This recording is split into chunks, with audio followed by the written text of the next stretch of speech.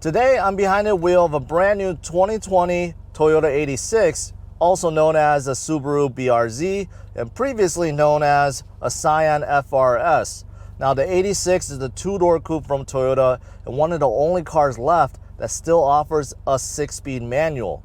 Not only that, this 86 is rear-wheel drive, it has a Torsen limited slip differential, and it's just a whole lot of fun to drive.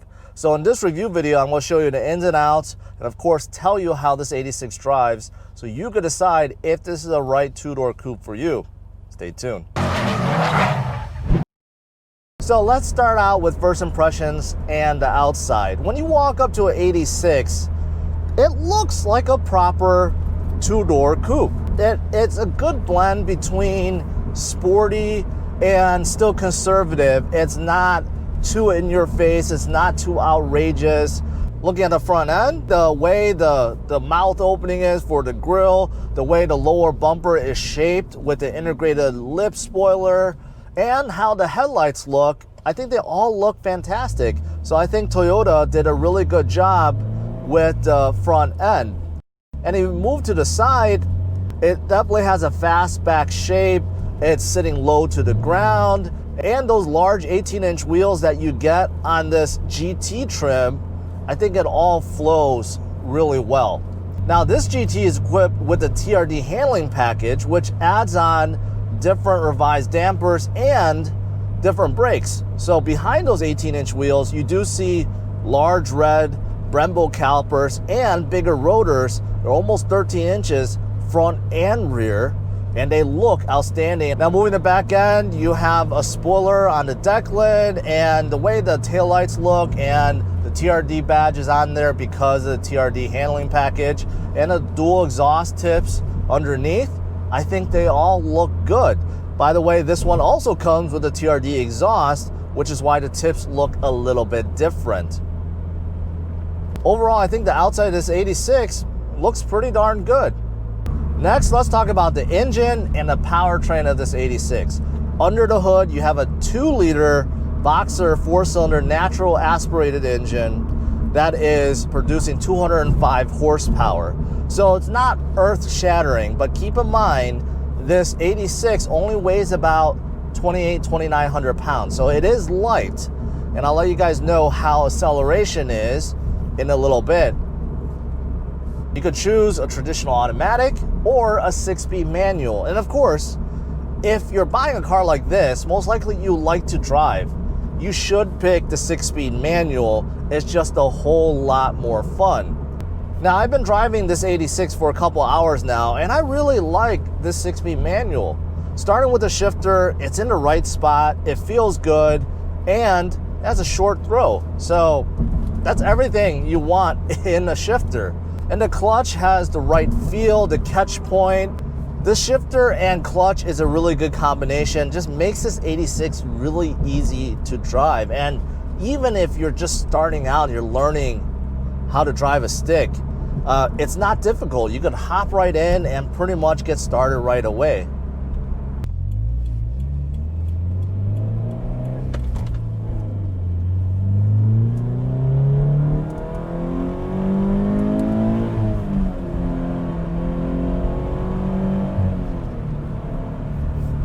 Okay, so just tested out the acceleration. I went from about 20 miles per hour in second gear all the way up to about 60, and the engine made a lot of noise, but this 86 didn't move very quickly. I kind of expected a little more. Now, when you're driving around town, because of the 6-speed manual, the short ratios, it actually feels pretty good. But when you're doing all-out acceleration, and you're trying to get up to speed really quickly, yeah, it takes some time. It does take some time. Now, if Toyota or Subaru ever stuck in a turbo engine in here, that would be a game changer. I bet you guys can hear the exhaust note, right? I think this TRD exhaust is a good one. A good throaty exhaust note without being too noisy and too annoying, and that's what you get. Now, let's talk about the steering and suspension, which is fantastic in this 86. This steering, really good, precise, and heavy feel. This is what you want in a small two-door coupe that's like this. It makes you really feel like you're connected. It is really precise. I mean, any little movement, I could feel it in this 86, and I really like that. There's virtually no play in the steering wheel. This is a fantastic steering setup, and also the steering wheel is good too. I think this is leather, but I can't tell. I think this is leather, but it feels good, has the right thickness, and it just adds to this whole experience. I like it. I like it a lot.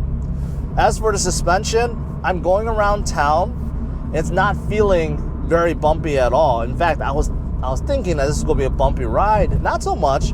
A little bit stiffer than, say, a Toyota Camry, but overall, it's still very comfortable. And I took some corners pretty hard, and there was virtually no body roll. This 86 will go in any direction that you point it at, and it will go there without any fuss, really. The suspension is set up really well.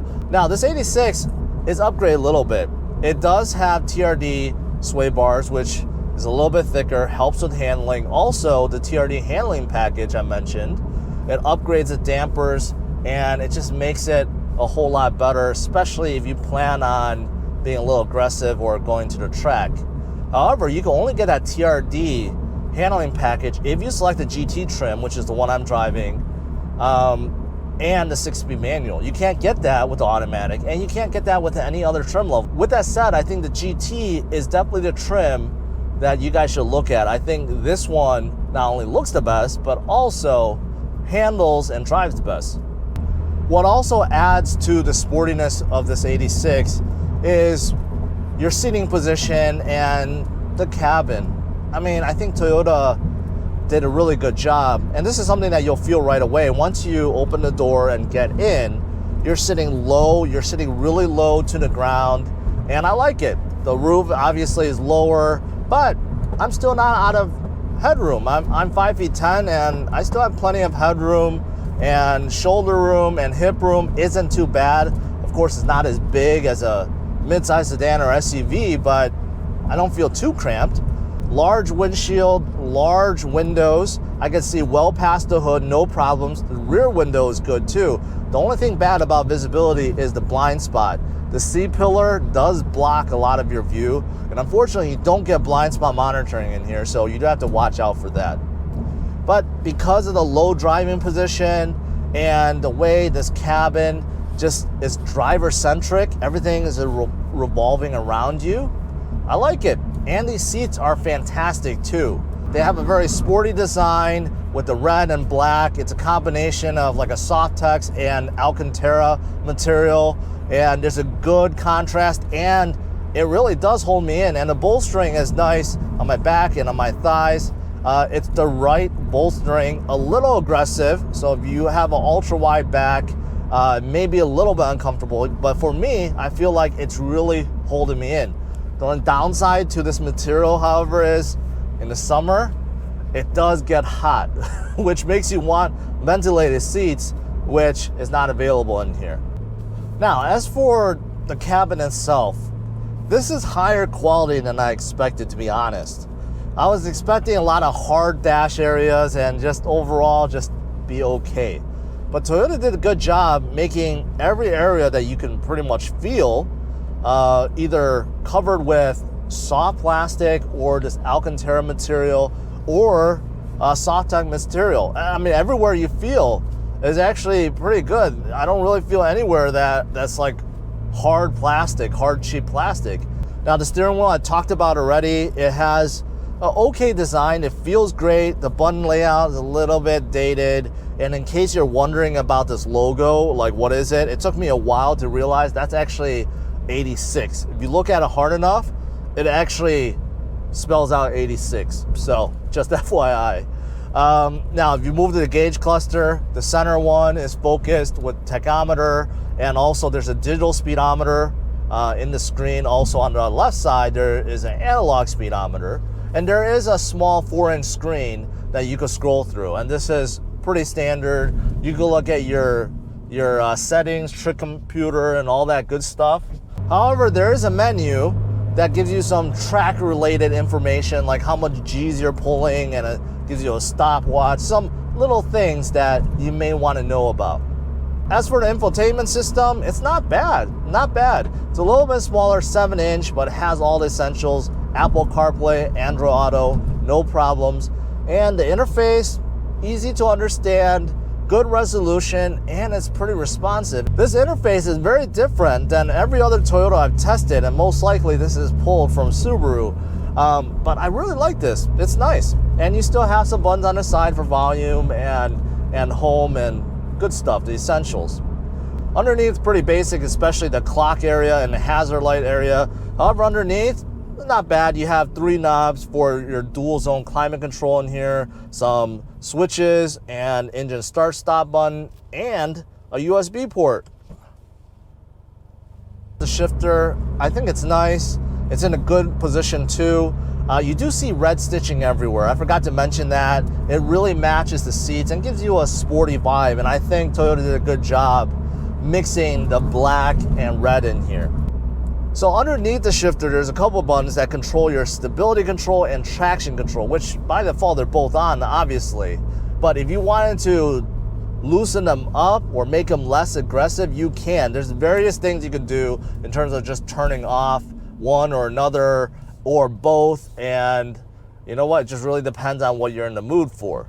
Surprisingly, you do get heated seats up here. I mentioned about no ventilated seats, but you do get heated seats in case you're driving this in the winter.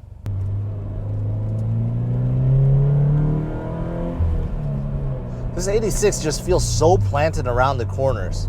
Granted, I'm not taking these corners at insane speeds, but it's a good feeling. It definitely is.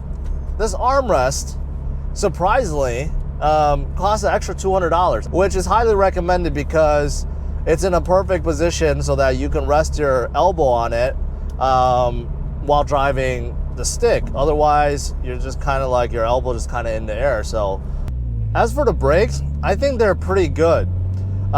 They still have a linear feel to them, although the catch point is earlier. And this 86 come to a stop relatively quick, but still in a controlled manner. Recently, I tested out a few cars where the brakes were either on or off. There was no give to it. And there is in this 86, and I like it. It's a good setup. One last point I want to make is about safety features, because you get none of it in here. Now, some of you guys will like that. You want less computer intervention, but some of you guys probably think that's a disappointment. So Toyota Safety Sense 2.0, which adds in things like emergency braking, collision warning, lane assist, adaptive cruise control, which you can't even get in a manual anyways. Stuff like that, you don't get in here. It's not available. So just keep that in mind. Again, I know some people in my comments, they say they don't want any of that, but some people do. So just really depends on what you're looking for. Now, as for pricing, the one I'm driving, the GT, starts just a tad over $30,000. You can get the base, which starts in the 20s, and there's an upper trim called a Hakone, and that's named after a highway in Japan. So this one, the GT, starts out a little bit over 30. However, as configured with the TRD handling package, the sway bar, the exhaust, the armrest, and a few other things, this is coming in around $34,000. To conclude, the Toyota 86 is a good-looking and fun two-door coupe that drives well and feels great. The only thing holding it back is the engine and acceleration. I'm giving the brand new Toyota 86 a score of 90. To see how it ranks among its peers, check out driversonlyrankings.com. Thanks for watching. Hit the like and subscribe to the channel for more reviews, first looks, and news.